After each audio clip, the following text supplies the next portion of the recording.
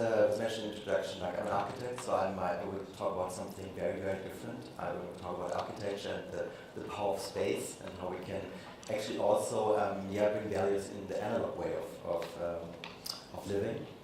I'm working for Mini, which is obviously part of the BMW group. I work in a department which is, you call it a disruptive department in the group. So we're thinking about new strategies and new business formats and also new marketing concepts for the company, for the brand, to lead towards the next years, basically.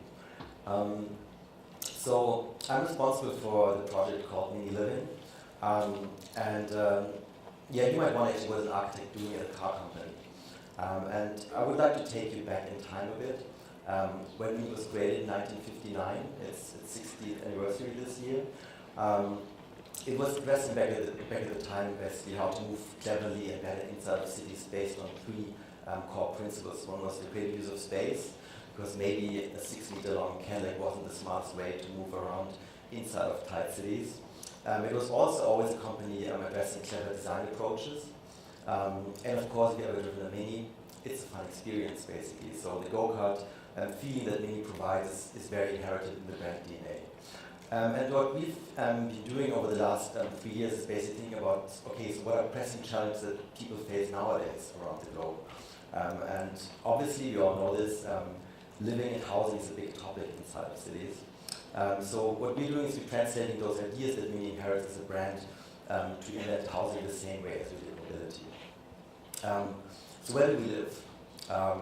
When this picture was taken in 1968, on Christmas Eve, there were roughly 4 billion people living on this planet. Nowadays, basically, the same amount of people is living just inside of cities. We all know this, the future is urbanized. There's, of course, especially in China, a great dynamic towards cities. And I mean, we all love cities, right? But they come with great challenges as well. Rising rents, cramped living conditions. Also, of course, in China it's a big topic with the pollution. So how do we create places that actually feel more human, that feel more human scale, and actually really build human connections. So when you take a look at how cities are built nowadays throughout the globe, not just in China, but also in Europe and in the States, it's really weird actually. They still rely on very old principles, and I just put 2 up here that are more basically 200 or 100 years old almost already. So one is the Garden City Blueprint by Ebenezer Howard, which basically became the blueprint of the nightmare we call suburbia. And on the right side you see the modernist movement in the 20th century, which basically brought up the idea to stack people up on top of each other in boxes. Of course, a dream for a developer, but a nightmare for its people. So when we take a look around what basically human realities look like and urban realities look like, not just in China, but also in a very extreme, of course, here in Hong Kong or in the States. Another image out of China. It's really the question, like, how do we want to live in the future? Is this really the way to go? I think that's something where we've also seen in China, especially a lot of change. I think, of course, there was a rapid urbanization process taking shape. I have a lot of contacts in China. I'm traveling back and forth. I will explain this a little bit later as well. So I think also this perception of what the city should become in the future, and I mean, it was already mentioned at the moment, there's a huge effort to basically bring cultural life into the cities as well as a quality point. But of course, also at the end, it's about how do people really live, how do you house this amount of people that moves towards the big cities in China. This is also, I think, a very distinct picture of what realities look like also in China, but also here. It's basically the only connection to the public space becomes a shopping mall at the end. So you have all those malls, especially built up over the last couple of years. You have the shopping experience, you have the hotels, and at the end, I'm not sure if this really is the reason why we moved to cities, to basically always standing in front of privatized walls that are hard to enter, that have certain regulations, because at the end people move to cities to grow basically, to find inspiration, to find new friends, to develop a vision of what they want to become in the future. And this is basically the start of thinking when we did Mini Living 3 years ago. What can we contribute to this discussion? How can a brand like Mini, which is obviously an automotive brand, translate ideas and core ideas behind the car basically and translate it towards become a more holistic brand for the future. We have different initiatives. I'm just going to talk about our Mini Living project at the moment, but at the moment Mini is diversifying as a brand into different segments, and automotive is still, of course, the most relevant, but it will become rather one holistic vision, let's say, how we want to be seen in the future as a brand. So we started the Mini Living campaign. I mean, this is marketing. Usually I speak to designers, so we can talk about it as a campaign. So we started a big global campaign a few years ago where we brought installations to big design events throughout the globe to communicate what we believe could be a more positive way in the future to live inside the city space, an idea of a big life and a small footprint. Meaning, how can you basically work in new and creative ways with space without any sacrifice, and maybe get even more out of it at the end. I would just like to show you some references and some examples of our installations that we've done over the years. So we started at Saloni Mobile 3 years ago with our first topic theme about the architectural element that really separates people with each other, which is obviously the wall. So we brought a small micro unit, a living unit, to the event, roughly 80 square meter, very efficient, where we put all the functions that you need for your daily lives inside of the walls. And the idea was that you can open up those functions to your neighbor, and you can share those functions like your workspace, your HiFi rack with your neighbor by itself. And of course, the more units share those functions with each other, the more life evolves in between. And I would like to show you a quick movie about this.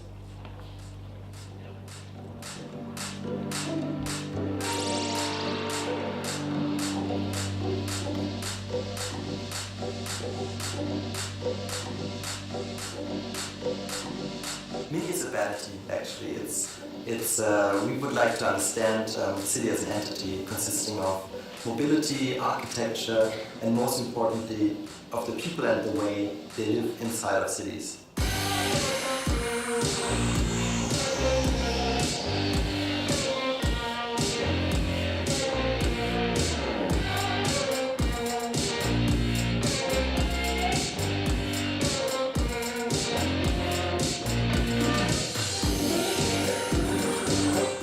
Concept of the whole installation is that, of course, you can share the functions with your neighbors with the help of the shelves, actually. So each shelf has a distinct function. For example, there's a shelf where you could integrate your personal workspace into. You have everything you need. You have your pencils, you have your notebook there, and you can work either in private, inside of the unit, or you can open up the shelf to the outside, so you work more in a community, in a co-working space, actually, with your neighbor.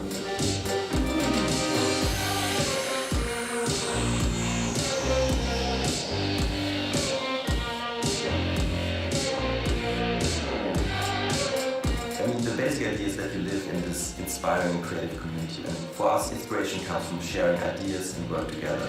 One neighbor shares his kitchen to the outside and the other one starts sharing his music instrument while you still have food and everything, so the kitchen part is actually about to start.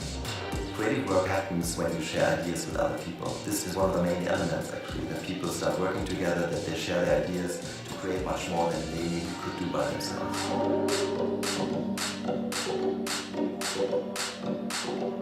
We translated one of our core principles, the creative use of space, into the concept of the architectural installation. To live on a small urban footprint, but at the same time be connected to a vibrant and inspiring community.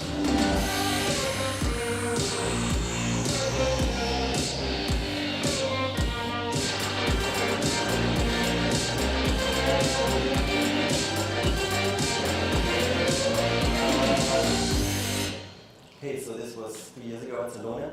I'm gonna move quick to the next project. So we are very interested in blurring the boundaries between private and public, and to connect people, and also how architecture can help basically elevating the potentials design-wise. So for the next project we did in London, we integrated 3 functions that everybody would like to have, but can't afford in London, obviously, on public unused urban spaces. So a place to meet and to have dinner with your friends, a place just to relax, like a private little spa moment, a place to work. To show actually, if we share those elements together, they become affordable, they're much more in use. So it was all about extending basically private life also to the public layer as well. So just a quick run through of what those spaces looked like. We placed them directly basically on the sidewalks. there was tons of stuff happening. It was really a nice atmosphere because there was like private events happening directly in the public realm. So you had this in-between mode. There was a workspace you could reconfigure to really fit your needs. And there was a little space just to move out and enjoy basically a quiet moment, because we also need those moments when we are inside of cities. The greenery was not just a design and decorative element, that is that people can really bring plants from their homes and take plants from the spaces by themselves, so they more work as small libraries in terms of concept. I would like to say that it worked, but obviously there was more plants taken than brought in, as in every event that we do, which is, of course, also a nice thing to happen. But what I tried to show is that it takes a while to grow up a new communication field for a brand, and it's really worth investing it also over time to really become relevant and also credible in this new field. This topic of how do you want to live better in the future, of course, has to cover sustainability. It's a big topic, but with me we always try to find a different way to communicate, so we didn't want to do ourselves in the newest, smartest materials or energy balance scoreboards. We were thinking about like how can a house basically lead to a more conscious way to live inside of cities. And we implemented in Milan a small tower that our idea was to build a house without any walls and no floors, and that really connects you to the environment, that you really feel your surrounding and the natural resource that you are exposed to, which is sun, water, and light that everybody needs. This is the architectural structure, so we had everything you need from a house. It was also a shared concept. We wrapped everything up in a small textile facade that cleaned the air and purified, so the house also gives back basically to its surrounding. I would also like to show a movie about this.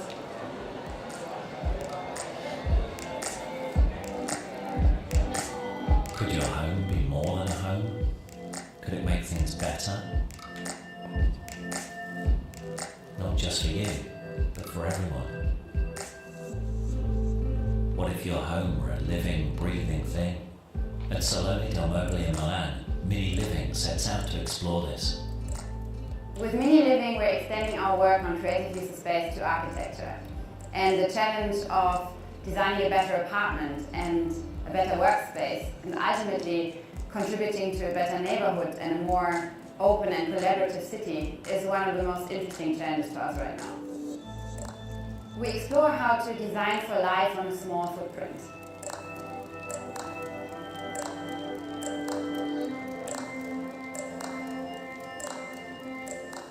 The installation provides a variety of atmospheres and spatial experiences in 3 different levels.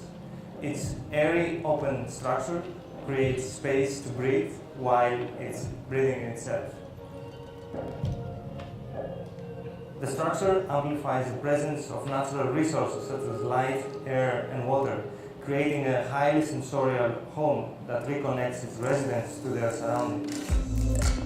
Obviously, we all love cities, right? We want to live inside of cities. They're vibrant places, they're beautiful places, but they're also very dense. The main challenge, actually, to live inside of cities is shrinking spaces and how we can activate those spaces in new and creative ways. We designed the house as an active ecosystem, making a positive contribution to its urban context. In a world constantly changing at the moment, why should our homes stay the same?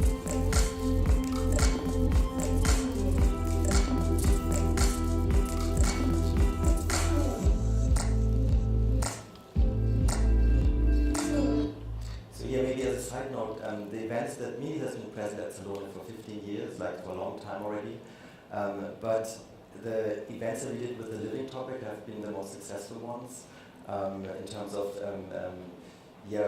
how the media came back to us, but it took a while. Like it took us some time to really basically provide the idea that this is not a marketing stunt, it's something that the company is really interested in, and that it's also really connected to what the company stands for, meaning that it's an urban brand, the whole spatial topic, and all these things. So I think it's a good match of content, but it's also, it takes a while to be seen credible from the outside as well. Of course, connected to China, there was a lot of Chinese media always present at those events. We had the whole influencership bang, all these things, so there was always the idea, of course, to connect the products also to China as a country. The last project from this rather conceptual phase of the bigger ones is called Build by All, where we thought about, okay, how can everybody become an architect and designer of their own home for a day? We put up a very simple toolkit for everybody, which consisted of two elements. One was so-called totems, basically a piece of furniture, a clever that you can reconfigure to your personal needs. And then there was a shell that was the exterior facade of your own micro-unit, so everybody was able to build his or her own dream apartment based on a very basic principle. And this was last year at Salone, and it was really great to see. We had 70,000 people in 6 days working in our factory of ideas about the way they want to live in the future. Of course, there was a little asset for everybody involved that they can become part of our little wall of fame that we did there, but it really made us also think that everybody wants to be basically taking part and shaping his or her own future also from a design perspective. We did then on the second space also an installation that basically brought this idea to a real life scenario where we think that architecture and space should be communicated in a one-to-one scale and in a very physical atmosphere as well. Another project we're doing is the Cabinets project, and this also builds the bridge then towards China. It's an ongoing series where we address this idea of how generic our design work actually has become. I mean, of course, globalization, and I think also here, like the whole discussion that we had so far in terms of a generic marketing campaign approach, how much individualized should it be by country, what are different atmospheres and so on. This is all something that we all take very serious from a design perspective. So I took these 3 pictures in Shanghai, New York, and Berlin, and honestly, I have no idea which one was where. So it's weird. Like we live in so-called airspace. It's a very generic design experience you have traveling between, especially those big cities. They become basically one flat design experience at the moment. And we try to communicate this by placing small units inside of cities that always reflect each city's individuality. Like this was the first one we did in London, where we attached a small micro library to this apartment. It's also a reflection of the materials. We have London as a place with a lot of, you have the brick very present, but also this future aspect of London as a shiny glass and steel place. We did a second project in New York, focusing on New York as a city of arrival and immigration, and what's needed to really connect to a new place, basically, by providing both atmospheres, one to open up yourself, but at the same time also to create a moment of self-reflection and also in terms of security. This was the last cabin we did in October last year in Beijing, where we integrated the traditional hutong housing typology to a new way, opening up, bringing basically outside in. Of course, also the goal here is not just a design feature, it's also reflecting Beijing as emperor city. So we try to implicate a little bit what we want to achieve in the further goal with those installation and concepts. More images from the Beijing cabin, and as you can see, it's always about opening up, closing down, the ability to really have transformative architecture that feels personalized. That's something that we've been constantly working on, creating ideas over the last 3 years. So what's next for us, basically?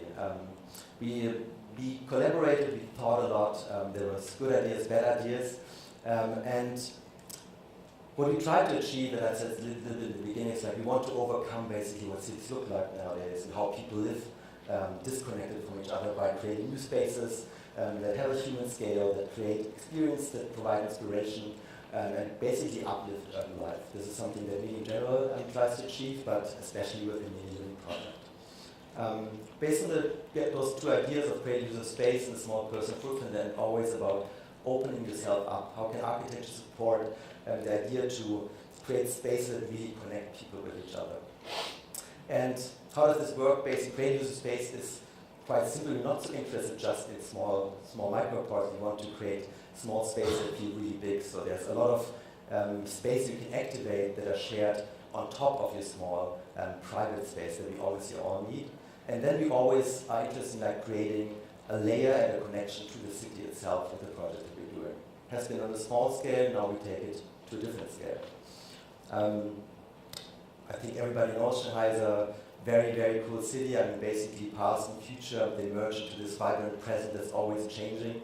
And we thought this would be the perfect place to start the next phase of our project. So we are opening a real building this summer in the Jingan district. It should be more than just a residential place. It should become a catalyst, like bringing the city in, giving back to the city as well. It should rethink a little bit how we can live in the future. And at the end, we want to really create a neighborhood that's connected to the city as well. So this is what the render looks at the moment. I've been on construction 2 days ago. It's very chaotic, but fun to see. So it's taking shape. So we are renovating at the moment a paint factory. It's 6 buildings, roughly 8,000 square meters, and it's integrating apartments. It's integrating a lot of cultural facilities. It has gym, gastronomy, everything basically you think of a city's scale to a neighborhood scale. Of course, it integrates also the first shared mobility fleet in China for the residents and for the people that work there. But I think the overall thing is it's a platform for urban life to evolve on a personal level, on a work level. It's a public buildings. That's something that we really want to achieve. It's completely open to the public. That should strive life inside of the neighborhood as well. So how do we achieve this? Basically, we take out one little front building. We build a small plaza, we build new alleys and connections to the neighbors, and we place a little bit the face of the project to the outside in shape of a big structural element that looks like this. It's basically a public gallery space, meant to be taken over by the public and the creators of Shanghai to constantly change over time. So it's not us as a brand coming there and telling basically this is how it should look like. We really want to provide a platform for creators to work with us on new ideas. Also not only Chinese creatives, it's meant to become an international place, building bridges between East and West as well. Design orientated, we had this idea of local specific design, so this shape and the grid you see are based on Chinese traditional Windows patterns that we translated a bit and made them bolder, so to really create a sense of place there as well. I mentioned this already, we have a public living room, basically our lobby is not a restricted, exclusive space, it's inviting everybody in. We have great places to work, so if somebody's looking for a cool creative workspace to build connection, I think this would be a nice destination. This is apartment typology. As you can see, those opening up, rotating shelves from the very first installation we did are integrated now in a permanent living situation. We have amazing roof terraces providing different atmospheres throughout the project that are open to the public. 1 minute. And as you can see, there's a lot of options that you can have on top of your private apartment at the end. So it creates a very flexible way as well to live inside of Shanghai. Little excursus digitalization, of course, is taking place. Like, this is how you're going to manage everything, work on this as well. And for us, the explore topic at the end is the most important one. Connecting you also to the city itself, but also in the future to further locations. We are working on 2 other projects as well, one in New York and one in Berlin, that are supposed to open this year, and also 20 other projects in China at the moment. So this is what Mini does. I hope it was a little bit different than the rest and that you guys enjoyed it.